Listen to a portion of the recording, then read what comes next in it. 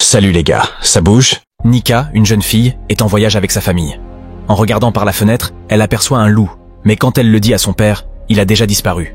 Soudain, un camion surgit et leur voiture a un accident. Nika se retrouve inconsciente au sol. Lorsqu'elle se réveille, Nika se trouve dans un orphelinat. Le personnel et les enfants l'accueillent, et Margaret, la directrice, lui explique les règles. Margaret prend les affaires de Nika, y compris un collier venant de sa mère. Nika supplie de le garder, mais Margaret refuse. Elle ordonne à un garçon nommé Rigel de le prendre. Plus tard, une fille nommée Adeline montre à Nika sa chambre. Nika lui demande si elle est à l'orphelinat depuis longtemps. Adeline, qui paraît malade et pâle, dit que sa santé l'empêche d'être adoptée. Elles deviennent meilleures amies et s'entraident dans les moments difficiles. Plusieurs années plus tard, Adeline annonce à Nika qu'elle va être adoptée. Nika promet de lui rendre visite et lui offre sa souris domestique en cadeau d'adieu. Nika repense à ses épreuves et espère un avenir meilleur. Margaret lui rappelle que l'adoption est une période d'essai. Elle pourrait être renvoyée si les choses se passent mal. Les nouveaux parents de Nika, Anna et Norman, sont gentils. Avant de partir, ils remarquent Rigel jouant du piano et décident de l'adopter lui aussi. Margaret les avertit que Rigel peut être difficile, mais ils sont sûrs de pouvoir gérer. Nika est surprise que Rigel vienne avec elle, mais cela ne la dérange pas puisqu'ils ont grandi ensemble. Dans leur nouvelle maison, Anna et Norman font visiter les lieux à Nika et Rigel. Ils leur montrent un piano et mentionnent que leur fils décédé en jouait. Nika et Rigel s'installent, mais Rigel reste à l'écart.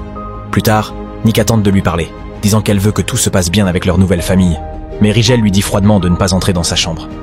Le dîner est gênant. Anna et Norman demandent si Nika et Rigel s'entendèrent bien à l'orphelinat. Nika dit qu'ils étaient comme frères et sœurs. Rigel acquiesce, mais pose en secret sa main sur la jambe de Nika sous la table, ce qui la met mal à l'aise. Nika s'éclipse. Cette nuit-là, Nika se souvient de son temps à l'orphelinat, où elle était blessée, attachée, et voyait souvent Rigel malade pendant que Margaret le consolait. Elle se réveille de ce cauchemar. Le jour suivant à l'école, Rigel empêche Nika de se faire renverser par une voiture, attirant l'attention. Plus tard, Nika est félicitée pour ses bonnes notes, mais une bagarre entre Rigel et Phelps perturbe la classe. L'enseignant les avertit d'une punition. Ce soir-là, Anna demande à Nika pourquoi Rigel n'est pas venu dîner. Nika dit qu'il est probablement fatigué. Elle rend visite à Rigel et lui demande pourquoi il a accepté d'être adopté après avoir rejeté tant de familles. Rigel, blessé, la prévient de ne pas le toucher. Quand Nika lui demande pourquoi, il dit qu'il pourrait perdre le contrôle et s'en va furieux, la laissant confuse. Le lendemain matin, Nika apporte le linge de Rigel et remarque des pilules sur sa commode. Elle s'apprête à ouvrir un tiroir quand Rigel entre. Nika dit qu'elle veut simplement qu'ils s'entendent, mais Rigel l'accuse de faire semblant d'être gentil tout en le voyant comme un méchant. Il lui dit d'arrêter d'espérer des fins heureuses. À l'école, un garçon joyeux nommé Lionel parle à Nika. Elle remarque un escargot sur son épaule, le retire et commence à parler des escargots. Lionel la trouve drôle et se présente, mais leur conversation est interrompue quand Rigel passe près d'eux. Lionel demande si Rigel est son petit ami et Nika le nie immédiatement. Billy arrive et l'emmène, laissant Lionel et Rigel se fixer du regard. Plus tard, la famille va faire du shopping. En essayant des vêtements, Nika a du mal avec une fermeture éclair et appelle Anna à l'aide. Avant qu'Anna n'arrive, Rigel ouvre brusquement la robe. Quand Nika se retourne, il a déjà disparu. Anna l'aide avec une ceinture, mais ce contact lui rappelle les mauvais souvenirs d'être attachée à un lit comme punition à l'orphelinat. Submergée, Nika fait une crise de panique et Anna la réconforte. Le jour suivant, Nika va au jardin avec Anna.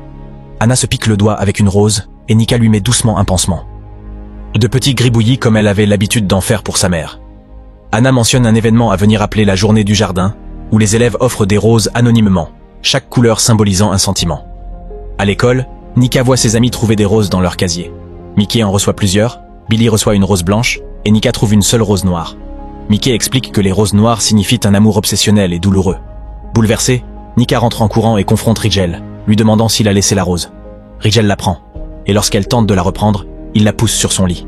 Ils sont très proches, presque en train de s'embrasser, quand Anna appelle Nika. Dehors, Lionel attend avec un livre que Nika avait oublié. Il l'invite à prendre une glace et ils partent ensemble.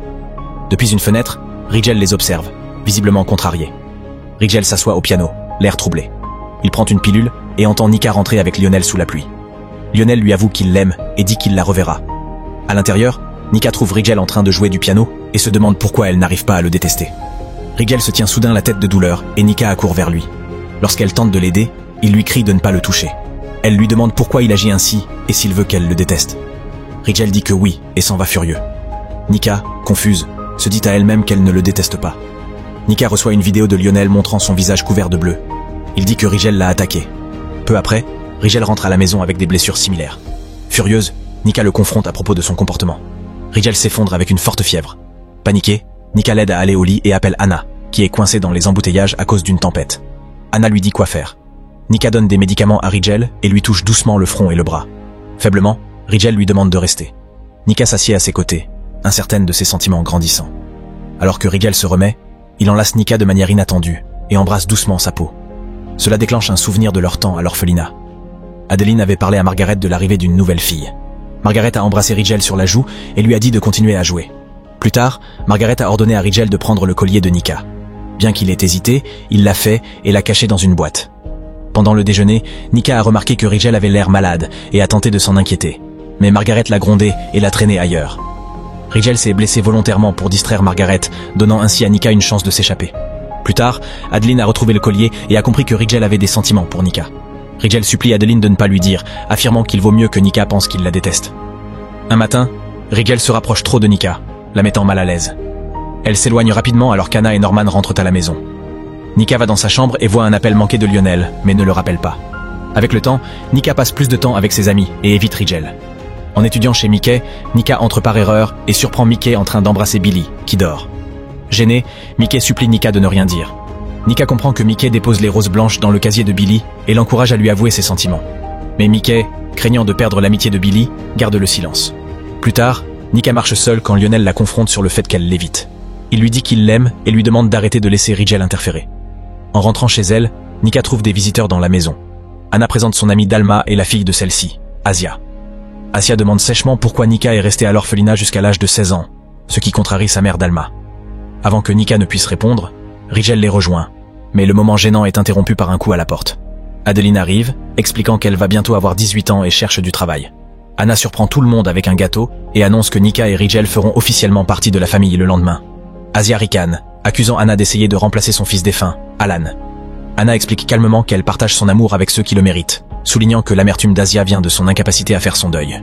Plus tard, Nika se confie à Adeline, avouant qu'elle se sent déplacée à cause de son passé. Adeline l'encourage à parler à Anna et Norman des abus qu'elle a subis, mais Nika refuse, craignant qu'ils ne la considèrent comme abîmée. Adeline mentionne la déchéance de Margaret depuis le départ de Rigel. Et lui suggère de porter plainte, mais Nika ne veut pas affronter Margaret à nouveau. Adeline insiste en disant que Nika a subi le pire de la cruauté de Margaret avant de partir, et demande à Rigel de dire la vérité à Nika. Ce n'est pas Adeline, mais lui qui lui tenait la main pendant les pires moments à l'orphelinat. Ce soir-là, Nika trouve Rigel en train de jouer du piano. Elle s'excuse de ne pas lui avoir offert de cadeau d'anniversaire et lui propose de faire n'importe quoi pour lui. Rigel se penche et lèche de la poudre de pâtisserie sur ses lèvres, mais le moment est interrompu par la sonnette. Lionel est dehors sous la pluie, avouant qu'il ne peut cesser de penser à elle et qu'il en veut à sa proximité avec Rigel. Il les accuse d'avoir des sentiments l'un pour l'autre malgré leur adoption comme frère et sœur. Nika repousse Lionel et retourne vers Rigel, qu'elle trouve en pleurs. Rigel lui dit de retourner avec Lionel, affirmant qu'il ne fait pas partie de sa vie. Nika le rassure en disant qu'elle ne partira pas. Submergée, Rigel l'embrasse et la caresse, mais s'interrompt brusquement, lui disant de continuer à croire aux contes de fées car il n'est pas l'homme qu'elle espère. Pendant ce temps, Rigel dépose une boîte sur la table de nuit de Nika contenant le collier de sa mère. Au bal, Lionel s'excuse et demande à Nika de danser. Ensuite, elle se sent étourdie, et Lionel l'emmène dans une salle de classe pour se reposer. Il tente de la forcer, mais Rigel surgit et l'en empêche. Lionel s'enfuit, laissant Rigel et Nika seuls. Ils partagent un moment émouvant, qui mène à un baiser passionné. En rentrant chez eux, Lionel leur bloque la route avec sa voiture, furieux. Il les accuse d'entretenir une relation inappropriée et les pourchasse. Désespérés, Nika et Rigel sautent d'un pont dans l'eau. Rigel protège Nika pendant la chute mais ne refait pas surface. Nika se réveille à l'hôpital et trouve Adeline, Anna et Norman à son chevet. Inquiète, elle demande des nouvelles de Rigel. Anna explique qu'il est dans le coma, et un médecin révèle qu'il souffrait d'une tumeur cérébrale non traitée. Anna informe également Nika que Rigel a annulé son adoption et est retourné chez Margaret avant l'accident. Elle lui remet une boîte que Rigel avait laissée contenant le collier de sa mère. Déterminée à voir Rigel, Nika lui rend visite à l'hôpital mais se heurte à Margaret, qui la tient pour responsable de son coma. Margaret lui interdit de venir et exige son départ. Cela pousse Nika à agir. Elle décide de porter plainte contre Margaret et de dénoncer les abus subis à l'orphelinat. Lors du procès, Peter se rétracte, craignant l'influence de Margaret.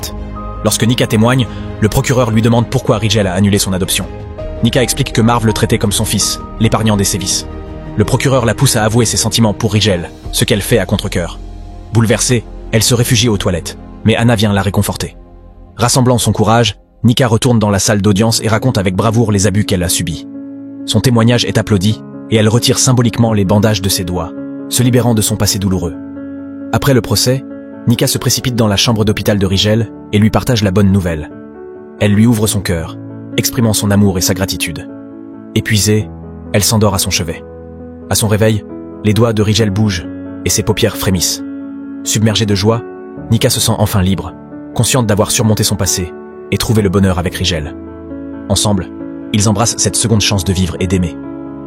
N'oubliez pas de vous abonner et d'activer les notifications pour voir plus de vidéos comme celle-ci. Merci d'avoir regardé. Recap Trillionaire.